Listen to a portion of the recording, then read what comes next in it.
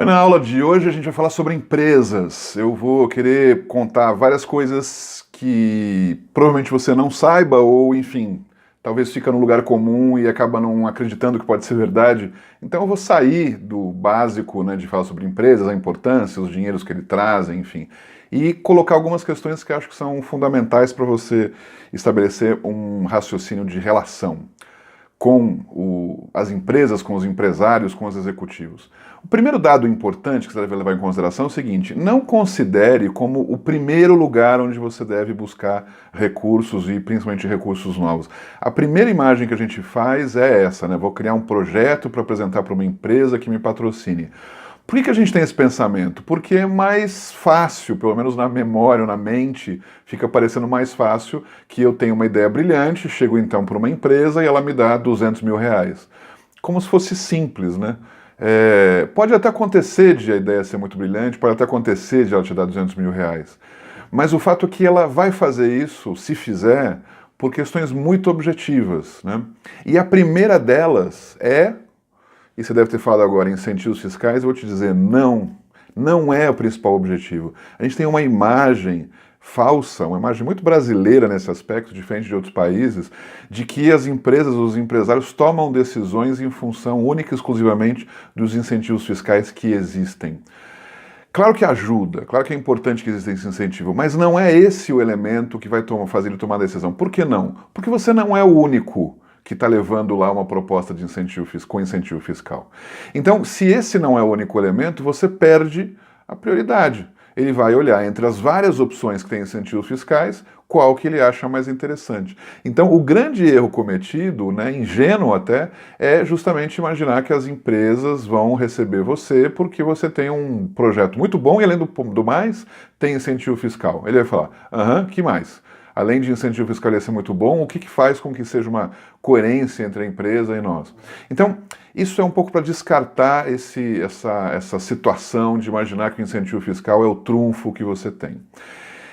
Outro elemento importante é, inclusive, imaginar que a gente pode e deve buscar recursos com empresas mesmo sem incentivos fiscais. Ou seja, então o incentivo fiscal também não pode ser uma muleta que não serve para dizer, mas eu não vou porque eu não tenho incentivo. Então por isso que eu não consigo dinheiro, porque as empresas não me apoiam, porque não existe incentivo. Ou seja, é um conjunto de desculpas que a gente vai criando para nós mesmos, totalmente desnecessárias. Então aqui eu vou tentar, nessa aula, de forma bem sucinta, explicar que esqueça por um momento a ideia de incentivos, a gente vai usar isso no final do processo, quando for necessário, uma espécie de cerejinha no bolo, mas o que eu preciso colocar na sua cabeça é, primeiro, trata-se de pessoas e não de empresas.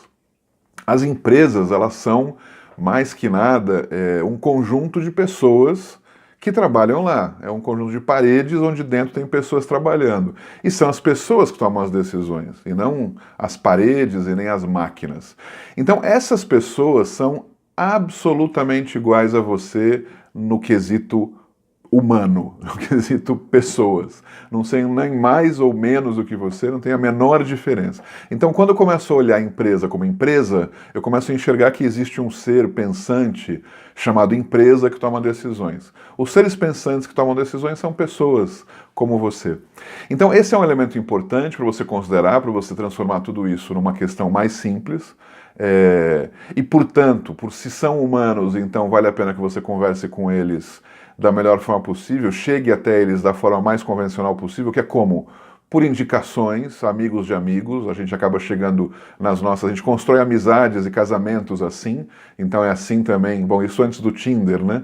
Mas enfim, de qualquer forma, podia fazer um Tinder entre empresas e captadores, não é uma ideia agora, mas de qualquer forma, existe efetivamente essa conexão, né, entre pessoas, né, que trabalham em empresas, então vale a pena focar nisso. Isso eu vou falar mais para frente, na estratégia de como chegar, mas eu queria agora que você entendesse o cenário, né, do que são esses lugares chamados empresas que tem gente lá. Então, primeiro, são pessoas, são humanos que tomam decisões. Segundo, aí sim, o aspecto empresarial, ou seja, a empresa, ela não toma, né, as pessoas vestidas de empresa, né, não tomam decisões subjetivas. No final acabam tomando porque são pessoas, mas em nome da empresa elas evitam tomar. E em nome da empresa elas vão sempre buscar algo que seja beneficioso para a empresa. Então ela vai querer fazer algo que as pessoas que trabalham lá vão querer fazer algo em nome da empresa do tipo que gere maior imagem, que gere uma divulgação, que exista coerência com o seu público, que gere uma boa relação com os funcionários. É um conjunto de elementos que favorece, antes de mais nada, a eles mesmos, eles empresa. E não a você com a sua organização. E não acho que isso é ruim, isso é absolutamente legítimo. Ele está sendo pago para isso, para defender aquele território lá, né? Então, chegar numa organização, chegar numa empresa e pensar que você vai falar como você é bonzinho, como a sua ONG é legal, e só em função disso, e aí tem um incentivo fiscal, e só em função disso ele vai te colocar um cheque de R$ 200 mil na mão, é pura ilusão. Antes de mais nada, você precisa justamente construir uma oferta, uma proposta de relação, onde você pensou quais são os benefícios objetivos para essa organização, para essa empresa no caso. Bom, dito isso, as principais relações que se estabelecem entre empresas e financiamentos, doações, é o chamado patrocínio. De novo, eu estou falando isso sem contar com a ideia do incentivo fiscal, que também pode ser utilizado, também pode ter o raciocínio de patrocínio. Mas o que eu estou querendo dizer com patrocínio? Que eu, em troca de aparecer meu nome como empresa, aparecer meu logo, aparecer em destaque as coisas que eu estou fazendo, no que é que seja, eu vou te dar um dinheiro para isso. Então eu posso colocar o meu logo na Fórmula 1, eu posso colocar o logo numa peça de teatro, eu posso colocar o meu logo numa ONG. Então quando você... Mas você vai pensar, pô, mas eu estou sendo comparado à Fórmula 1, tá... Claro que em formatos diferentes, mas o que eu quero que você entenda é que é importante que você pense que o logo dessa empresa tem que ser colocado em algum lugar. Essa ideia, por mais que você não goste inicialmente, mas a pessoa deveria... Não, se é a pessoa, então ok, então converse com a pessoa executiva. Mas a empresa, ela trabalha dentro dessa dinâmica, ela coloca dinheiro em troca de publicidade, divulgação, patrocínio. Então, isso é um dado concreto que você tem que imaginar. Então, quando você for solicitar um recurso, solicitar um patrocínio, solicitar uma doação, leve também um pequeno exemplo, uma pequena demonstração de que você parou para pensar um pouco nisso, dizendo onde vai ser colocado o logo, onde vai ser no site, vai ter um banner dentro da organização. Isso também acarreta um conjunto de ingressos para o jantar beneficente que você faz, enfim, são as chamadas contrapartidas. Quais são as contrapartidas que eu ofereço pelo fato de eu solicitar a ele dinheiro? Tá claro isso? Então é muito importante. Para isso você pode averiguar qualquer outro modelo que existe de patrocínios para a cultura, para o esporte, e guardadas as devidas proporções, né? Tanto de valores quanto de contrapartidas. Não é que você vai ficar colocando as crianças vestindo uma camiseta da empresa para isso. Mas você tem um conjunto de coisas que pode te inspirar, né? Dito isso, entendendo a importância de que a cada solicitação eu tenho uma contrapartida, um conjunto de contrapartidas para oferecer, eu tenho também que entender que eu devo ter já previamente estipulado 2, 3, 4 categorias de solicitação. Então eu não chego nas reuniões com um valor... dependendo da cor do olho dele, eu vou dizer, então isso aqui eu vou pedir 100 mil, eu vou pedir 50 mil. Eu tenho previamente 3, 4 opções de valores. E que também quando eu chego na reunião, antes mesmo de chegar, eu já sei que eu vou lá para pedir uma dessas categorias. Mas por que eu estou explicando isso agora? Porque tem a ver com a ideia de contrapartidas. O que difere se ele me dá 200 mil, 50 mil ou 10 mil? Difere na quantidade e qualidade dessas contrapartidas. Então existe uma sequência que eu posso colocar, apresentar aí, que varia, né, de acordo com o valor, e que isso também acarreta modelos. Eu vou colocar aqui como link uma experiência justamente de contrapartidas que eu fiz para um hospital, não sei se eu posso colocar o nome, acho que não, porque não lembro que estava no contrato, mas eu vou colocar, tirando o nome, o modelo de contrapartidas que eu me refiro. Tem um monte de conjuntos de contrapartidas diferentes para isso.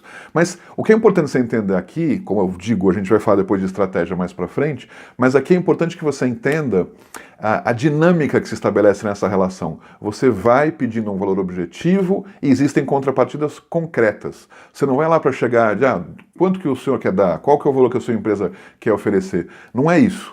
Imagina que você está efetivamente oferecendo algo que tem um valor objetivo, que tem contrapartidas objetivas. Isso é um pacote muito claro, né? Assim como se eu coloco o logo na camisa do Corinthians na frente é um preço e na manga é outro preço. É isso. No final acaba sendo isso que a empresa compra. Claro que, guardadas as devidas proporções, como a gente está falando na área social ou ecológica ou o que é que seja, isso é mais tênue. Eu não vou ficar colocando uma questão de... Mas existe o marketing. Não pense que a empresa vai fazer uma doação de forma anônima. Se for fazer, não é porque a empresa fez, é porque o dono da empresa quer fazer anônimo. Ele pega o dinheiro da empresa para fazer essa doação anônima. Mas no final é ele que está fazendo, ele que não quer aparecer na empresa dele. Mas o 99% dos casos, as empresas querem objetivamente, ainda que apareça um loginho pequenininho no site para mostrar que eles apoiaram, para que eles depois possam dizer para os seus funcionários e para fornecedores e clientes que eles fazem isso. Essa relação é normal, é saudável, não fique preocupado em relação a isso, porque é assim que funciona e é bom que seja assim que funcione, porque é uma relação honesta, né? Guardadas as devidas proporções, ela é objetivamente clara e honesta nesse princípio. Talvez uns não gostem da ideia, então não criem uma expectativa de que vai ser diferente. Não vá, busque outras fontes que não sejam essas. Essa relação, o saudável dela é que ela é assim muito claramente. Um outro elemento importante dizer, para a gente entender o conjunto, né, existe também uma miopia de a gente imaginar que empresas vão ser a nossa salvação e eu penso então só naquele dinheiro que ela pode me dar. Eu quando comecei a trabalhar com isso há mais de 20 anos atrás, eu trabalhava justamente com incentivos fiscais à cultura e as primeiras reuniões que eu fazia com empresários, com empresas, eu chegava na reunião e olhava na cara da pessoa e eu via cifrão, eu via um saco de dinheiro. Eu não conseguia imaginar que ela era uma pessoa, né? Só com o tempo eu fui percebendo que eram humanos e a partir daí que as relações foram melhorando, os resultados também. Então, isso eu já comentei agora há pouco, né, falando sobre da questão humana. Mas sendo essa pessoa humana, a minha relação com ele, a primeira reunião que eu faço é só uma primeira reunião. É o começo de uma relação que eu quero que se estabeleça por muitos anos. Seja se ele me diz sim, seja se ele me diz não. Mesmo esse não, eu não quero desaproveitar essa meia hora de reunião que eu tive com ele, porque eu tenho muito mais contato com ele, infinitas vezes mais com ele, do que com os desconhecidos. Então, uma outra falha que se comete muito é a pessoa me disse não, eu parto para outro e nunca mais vou falar com essa pessoa. Esse não pode ser porque ele não confia em você ainda, pode ser porque ele não estava bem de dinheiro naquele período, pode ser porque precisa se estabelecer uma relação melhor, pode ser que ele tenha interesse de outras frentes, ou ele pode te indicar alguém, ou ele pode simplesmente não ser um financiador, mas ele pode comprar sempre os ingressos do bingo que você realize, enfim. Então, parte da tarefa de captador de recursos é estabelecer justamente essa dinâmica de relações públicas, né? Tem períodos do ano que a gente foca muito em fazer reuniões sem resultados objetivos, mas que os resultados virão nos momentos específicos. E essa é uma característica importante com a empresa. Eu quero estabelecer uma relação cotidiana. Eu vou estabelecer mais ou menos umas 40 empresas por ano que eu vou cotidianamente visitar, 3, 4 vezes por ano esses executivos, né? Não qualquer pessoa lá dentro, mas concretamente é com quem eu criei relação. E por que isso é importante? Porque a partir disso, essa empresa é um celeiro de oportunidades. Como eu falei em algum momento, eu posso ter o dinheiro dele, evidentemente, garantir que ele possa me dar todos os anos, mas ele também pode indicar outros 2 ou 3 executivos de outras empresas. E em nome dele eu posso ser recebido por outras empresas. Ele pode ter uma ideia junto comigo de estabelecer uma relação ou uma campanha com os funcionários dele para também doarem para a organização. Ou um espaço que a nossa organização passa a ter na feira ou na festa de fim de ano deles, ou que eles compram tantos ursinhos de pelúcia que a nossa organização faz, ou que ele faz toda uma campanha em relação aos fornecedores dele para que também possam apoiar a nossa organização. Tem um conjunto de coisas que parte pode ser a gente propondo para ele, mas principalmente que a gente induza ele a propor para nós, porque ele se apropria disso, vira efetivamente um aliado, mais do que um patrocinador pura e simplesmente, que eu só pego o dinheiro dele e nunca mais apareço, ele vira um aliado para anos e anos, né? Isso é muito mais rico, né? Isso é muito mais importante do que aquele cifrão que olhava na frente. Vale muito mais dinheiro essa relação de longo prazo.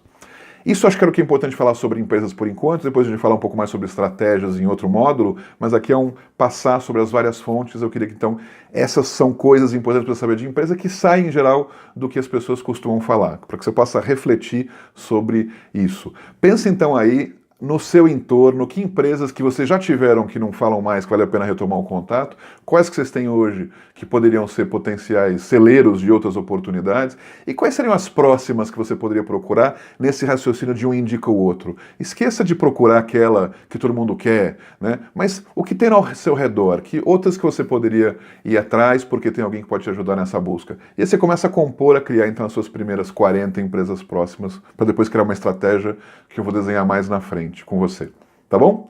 Fica então aí, pensa nisso e até a próxima aula.